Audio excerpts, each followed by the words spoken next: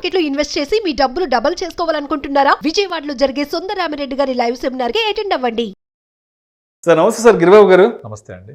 Sir Giribabu గారు, ఇప్పుడు mutual ఫండ్స్లో రిటర్న్స్ విషయానికి వస్తే అందరూ కామన్గా చెప్పుకునే సిఏజిఆర్ 12 to 15%. కరెక్ట్ అండి.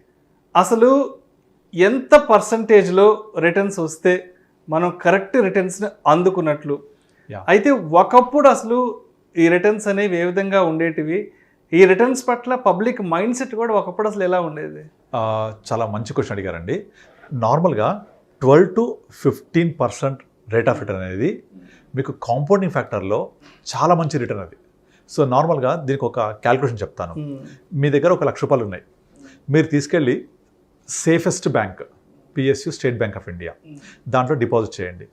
సంవత్సరానికి ఎంత వస్తుంది? ఆన్ అండ్ యావరేజ్గా 6% ఉంది. ఇప్పుడు 6.5, సీనియర్స్ అయితే 7%, అరౌండ్ 6 అనుకుందాం. సేఫ్. కానీ అది ఇన్ఫ్లేషన్ బీట్ చేస్తుందా? చెయ్యదు. సో మనం ఏం చేద్దాము, ఆ 6% వద్దు అని చెప్పేసి మీ ₹1,00,000 ఎవరికైనా అప్పిచ్చామనుకుందాం. లెండింగ్ ఎంత ఇస్తారు? ధర్మ వడ్డీ అనుకుంటే ₹2 ఇంట్రెస్ట్, ₹2 కామన్గా. ₹2 వడ్డీ అంటే సంవత్సరానికి పర్సంటేజ్ ఎంత? 24%. కానీ ఎంత రిస్క్ ఉంటుంది అందులో? మీ ప్రిన్సిపల్ కూడా గ్యారంటీ ఉండదు. మీరు తీసుకునేప్పుడు విష్ణు గారు మీరు ఇచ్చారు దేవుడు అండి అంటారు, మళ్ళీ రిటర్న్ ఇవ్వండి అంటే అరే ఇస్తామయ్యా ఇప్పుడు లేవు ఏం చేస్తావు, మీరు దయ్యంలా కనబడతారు. కనుక అంత రిస్క్ ఉంటుంది ఇక్కడ. మనస్పర్ధలు చాలా వచ్చేస్తాయి. ఈ 6% ఎంత సేఫో 24% అంత రిస్క్. అయితే మనకు ఆ రిస్క్ వద్దు.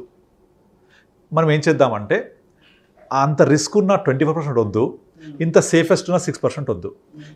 మనము ఎంత రిటర్న్ వస్తే మరి సాటిస్ఫై అవుతాం? ఒక క్యాల్కులేషన్ ఉంది. You make the average of risk full and risk free. ఎట్లా అంటే 6% రిస్క్ ఫ్రీ, 24% రిస్క్ ఫుల్ కలపండి 30%, యావరేజ్ చేయండి 15%. అంటే 15% కనుక రిటర్న్ వస్తే this is the average of risk full and risk free. ఇక డౌన్ సైడ్ ఎంత కనీసం రావాలి అంటే, నేను బ్యాంక్లో పెడితే 6 వస్తుంది కదా, నేను బ్యాంక్లో పెట్టకుండా ఇక్కడికి వచ్చాను కాబట్టి stock market is subject to market risk కాబట్టి ఎంత కొంత రిస్క్ తీసుకుంటే రివార్డ్ కూడా రావాలి నాకు. Always risk should pay reward. కనుక మినిమం బ్యాంక్ 6 కంటే కనీసం డబల్ రావాలి అంటే 12%. So 12% minimum on lower side, higher side risk free and risk free యొక్క యావరేజ్ 15%. సో 12 to 15% కనుక నేను సాధించగలిగితే my returns are always excellent and good. అయితే మీరు చెక్ చేసుకుంటే 1995, 96 అంటే ఇక్కడ నుంచి ఒక 25 సంవత్సరాలు వెనక్కి వెళ్తే 94, 95 ఆ టైంలో వెళ్తే మనకు పిఎస్యు బ్యాంకులు, పోస్ట్ ఆఫీసు, తర్వాత కొన్ని గవర్నమెంట్ బ్యాంక్స్ దాదాపుగా 12-13% వడ్డీ రేట్ ఇచ్చేవి. ఈవెన్ పీపీఎఫ్ కూడా మోర్ దెన్ 12% ఇంట్రెస్ట్ ఉండేది ఆ టైంలో. 1980s, 90sలో 12% పీపీఎఫ్ కూడా 12 ఇంకా ఎక్కువ ఉండేది. అండ్ ఎల్ఐసిలో పెన్షన్ పాలసీస్ కొన్ని మోర్ దెన్ 12 ఉండేవి. అలా అప్పుడు కట్టిన వాళ్ళకి ఇప్పటికీ 12% వస్తూ ఉంటుంది. ఇక కోఆపరేటివ్ బ్యాంక్స్ మోర్ దెన్ 15 ఇచ్చేవి. ఎన్బిఎఫ్సిస్ లైక్ శ్రీరామ్ కానివ్వండి, ఇంటిగ్రేటెడ్ కానివ్వండి, కొన్ని రకాల ఎన్బిఎఫ్సిస్ దాదాపుగా 18-20% ఇంట్రెస్ట్ రేట్ కూడా ఇచ్చేవి. ఎప్పుడైతే 18, 20, 12, 13 ఈ పర్సెంటేజ్ వచ్చిందో common man is very happy. అసలు వాళ్ళు వేరే పక్క చూపులు చూసేవాళ్ళు కాదు. బ్యాంకులు పోస్ట్ ఆఫీస్లోనే వస్తుంది. కొంచెం రిస్క్ తీసుకుంటే కోఆపరేటివ్ బ్యాంక్స్ 15 ఇస్తున్నాయి, ఇంకొంచెం రిస్క్ తీసుకుంటే మీకు ఎన్బిఎఫ్సిలు లైక్ 18-20 ఇస్తున్నాయి. సో నేను చెప్పానే ఫార్ములా 12-15 అది వచ్చినంత కాలం ఏ ప్రాబ్లం లేదు, అందరు హ్యాపీగా ఉన్నారు అక్కడ. ఎప్పుడైతే ఒక దేశం అభివృద్ధి చెందుతూ ఉంటుందో అక్కడ ఒక 3 ఫ్యాక్టర్స్ మనం గమనించాలి. డిపెండెన్సీ ఆన్ అగ్రికల్చర్ తగ్గుద్ది, ఇంట్రెస్ట్ రేట్స్ తగ్గుతూ ఉంటాయి, and dependency on service sector పెరుగుతూ ఉంటుంది. సో ఈ 3 ఫ్యాక్టర్స్ ఒక దేశం అభివృద్ధి చెందుతుంది అని చెప్పడానికి సూచికలు. సో మీరు ఇండియా తీసుకోండి, ఇక్కడ మనకు అగ్రికల్చరల్ డిపెండెన్సీ తగ్గుతుందా? రాను క్లియర్ కనిపిస్తుంది. ఒకప్పుడు 70% డిపెండెన్సీ వాళ్ళ 45కి వచ్చేసాం. అలాగే సర్వీస్ సెక్టార్ డిపెండెన్సీ ఒక 20 సంవత్సరాల క్రితం లెస్ దాన్ 10% ఉండే, ఇవాళ 40%కి వచ్చేసాం. Interest rates తగ్గిపోతున్నాయా? సో ఈ 3 ఫ్యాక్టర్స్ ఇండియా గ్రో అవుతోంది అని చెప్పడానికి నిదర్శనం. మరి ఇందులో మనం ఇంట్రెస్ట్ రేట్స్ తీసుకుందాం. ఇప్పుడు ఇంట్రెస్ట్ రేట్స్ తగ్గుతూ వస్తున్నాయి కదా. పిఎస్యులు 12-13 నుంచి ఇవాళ 5-6కి వచ్చేసాయి. ఎన్బిఎఫ్సిస్ కూడా ఇవాళ హార్డ్లీ 8-9 నుంచి ఇవ్వట్లేదు. సో మరి మనకు కావాల్సిన 12-15 ఎక్కడ వస్తుంది? ఒకే ఒక మార్గం, ఒకే ఒక ప్రదేశం, అది క్యాపిటల్ మార్కెట్స్. ఈ క్యాపిటల్ మార్కెట్స్లో మళ్ళీ చాలామందికి ఏం కొనాలి, ఎప్పుడు అమ్మాలి తెలియదు కాబట్టి సింపుల్గా మ్యూచువల్ ఫండ్స్. మీరు యావరేజ్గా ఒక 20 years వింటేజ్ ఉన్న మ్యూచువల్ ఫండ్స్ ఏది తీసుకున్నా కూడా ఇవాళ రోజున more than 15 to 18% return generate చేసే ఆల్రెడీ. ఇదంతా గతం. ఫ్యూచర్ చూద్దాం. మనం ఇంతకుముందు కొన్ని వీడియోస్లో మాట్లాడుకున్నాం, ఇండియన్ ఎకానమీ రాబోయే 1 decade ఒక ఫాస్టెస్ట్ బుల్ రన్లోకి వెళ్తోంది. అండ్ మన మార్కెట్స్ కూడా చాలా ఫాస్ట్ గ్రో అవబోతున్నాయి. మీకు ఆల్రెడీ మోతీలాల్ ఒస్వాల్ వాళ్ళు చెప్పేశారు, we are going to see 2 lakh plus Sensex in coming next 1 decade అని అందరు చెప్తున్నారు. సో ఇవన్నీ కూడా 12 to 15% గ్రోత్ రేట్లో వెళ్తేనే వస్తుంటాయి. ఇవన్నీ జరుగుతుంది కూడా ఆల్రెడీ. ఇక్కడ ఏంటంటే మనకు పేషెన్స్ ఉండాలి, నమ్మకం ఉండాలి. ఆ మార్కెట్స్తో పాటుగా ట్రావెల్ చేస్తుంటే మనం కూడా ఆ గ్రోత్ రేట్లో ఉంటాము, చూడొచ్చు కూడా. సో ఇప్పుడు గతంలో జరిగింది, రాబోయే ఫ్యూచర్లో కూడా ఎకానమీ, జీడిపి రెండు కూడా కలిసి పరిగెడుతూ ఉంటే ఎప్పుడు కూడా Indian total GDP size is equal to Sensex growth. ఎలా అంటే మన సెన్సెక్స్ ఎంత గ్రోత్ ఉంటుంది, 12-14 అనుకున్నాం కదా, 12-15. మన ఎకానమీ గ్రోత్ ఎంత ఉంటుంది, 6% జీడిపి ప్లస్ 6% ఇన్ఫ్లేషన్, 6 to 7 అనుకోండి దాదాపుగా.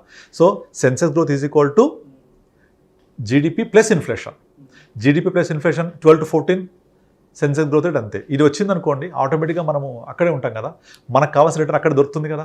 అయితే ఇక్కడ ఎక్కడ కన్ఫ్యూజ్ అవుతారంటే జనాలు, బ్యాంకులు 12-15 ఇస్తాయి, గ్యారంటీ రాసిస్తాయి. మనకు గ్యారంటీ ఉందా అక్కడ అడుగుతారు. గ్యారంటీ ఇక్కడ ఉండదు, ఎవరు రాసివ్వరు. కానీ over a period of time compound అవుతూ అంటే ఒక ఇయర్ మైనస్ రావచ్చు, ఒక ఇయర్ ప్లస్ రావచ్చు, ఒక ఇయర్ చాలా ఎక్కువ రావచ్చు. మీరు లాస్ట్ 4 years చూస్తే లాస్ట్ 1 year 1.5 year నుంచి అసలు గ్రోతే లేదు సెన్సెక్స్ పెద్దగా, ఫ్లాట్ గ్రోత్. కానీ అంతకుముందు ఎక్స్పోనెన్షియల్ గ్రోత్ రేట్, అంతకుముందు చాలా డౌన్ ట్రెండ్, ఇలా యావరేజ్ అవుతుంటుంది. This is average of 6 to 7 years తీసుకుంటే మినిమం 12 to 15 ప్లస్సే ఉంటుంది. సో కనుక ఆ 12-15% 25 బ్యాక్ వచ్చింది ఫిక్స్డ్ డిపాజిట్ కైండ్ ఆఫ్ థింగ్లో. ఇవాళ సేమ్ కైండ్ ఆఫ్ రిటర్న్ మనము క్యాపిటల్ మార్కెట్స్ ద్వారా మ్యూచువల్ ఫండ్లో ఇన్వెస్ట్ చేసి సంపాదించవచ్చు. సో ఇది వచ్చినంత కాలం మనకు కాంపౌండింగ్ ఫ్యాక్టర్ యాడ్ అయ్యి మనకు కావాల్సిన సఫిషియంట్ గ్రోత్ రేట్ ఇస్తుంది. ఎందుకంటే మీరు రూల్ 15 గురించి వినే ఉంటారు, 15,000 15 years 15%. ఇక్కడ 15% రిటర్న్ ఇస్తే 15,000 ఇన్వెస్ట్ చేస్తూ పోతే 15 years తర్వాత 1 crore ఉంటుంది. సింపుల్. మరి 15% వస్తుందా అంటే గతంలో వచ్చింది. సో ఫ్యూచర్లో కూడా కాంపౌండింగ్ ఫ్యాక్టర్ ద్వారా యావరేజ్ అవుతూ మనం అట్లీస్ట్ 12 to 15% ఉంటే కనీసం 1 crore కాకపోయినా 80 lakhs 75 90 lakhs ఈజీగా ఉంటాం అక్కడ మనం. సో ఇది బ్యాంకుల ద్వారా, పోస్టల్ ద్వారా సాధ్యం కాదు. ఎందుకంటే ఎకానమీ గ్రో అవుతున్నప్పుడు వడ్డీ రేట్లు తగ్గుతూనే ఉంటాయి, తగ్గితేనే ఎకానమీ గ్రో అవుతుంది, అప్పుడే మార్కెట్స్ పెరుగుతాయి. అన్నీ తగ్గుతుంటే ఏం పెరుగుతాయి, మార్కెట్స్ పెరుగుతుంటాయి. ఎందుకంటే market is nothing but the combination of all the companies which are participating in the stock market. So stock market యొక్క టోటల్ కంపెనీస్ మన జీడిపి 80% కంట్రిబ్యూట్ చేస్తాయి. ఫర్ ఎగ్జాంపుల్ ఒక టీసీఎస్ఏ మోర్ దెన్ 3% మన జీడిపి కంట్రిబ్యూట్ చేస్తాయి. Reliance Industries group more than 2% contribute చేస్తాయి. So అలా అన్ని కంపెనీస్ యొక్క contribution is a part of GDP. Agriculture contribution ఒక 20% ఉంటుంది. సో ఇవన్నీ గ్రో అవుతున్నప్పుడు ఆటోమేటిక్గా జీడిపి గ్రో అవుతున్నప్పుడు దానికి రిలేటెడ్గా ఉండే సెన్సెస్ గ్రో అవుతున్నప్పుడు 12-15 తప్పకుండా వస్తుంది. సో ఆ 12-15% వచ్చినప్పుడు మనకు కావాల్సిన, ఒకప్పుడు 20-15% సాటిస్ఫై అయ్యారు కదా, ఇప్పుడు కూడా ఆ 12-15% వచ్చి కాంపౌండ్ అవుతూ ఉంటే మనం అనుకున్న విధంగా మన టార్గెట్స్ రీచ్ అవుతాం. సో 12-15 అనేది చాలా మంచి rate of return actually. And ఇంకొకటి ఏంటంటే జనాలు చాలామంది ఏమనుకుంటే 12% అనేది చిన్న ఫిగర్లా కనిపిస్తుంది, తక్కువ కదా అనుకుంటారు చాలామంది.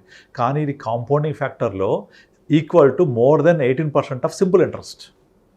సింపుల్ ఇంట్రెస్ట్, కాంపౌండింగ్ ఇంట్రెస్ట్ ఉంది కదా, ఆ సింపుల్ ఇంట్రెస్ట్ ఒక 18% అవుతే కాంపౌండింగ్ ఫ్యాక్టర్ 12%. మీకు రూల్ 72 తెలుసు కదా, రూల్ 72 ఏం చెప్తుంది, మనకు 12% కనుక రిటర్న్ ఇస్తే 72/12 ఎగ్జాక్ట్లీ 6 yearsలో డబుల్ అవుతుంది.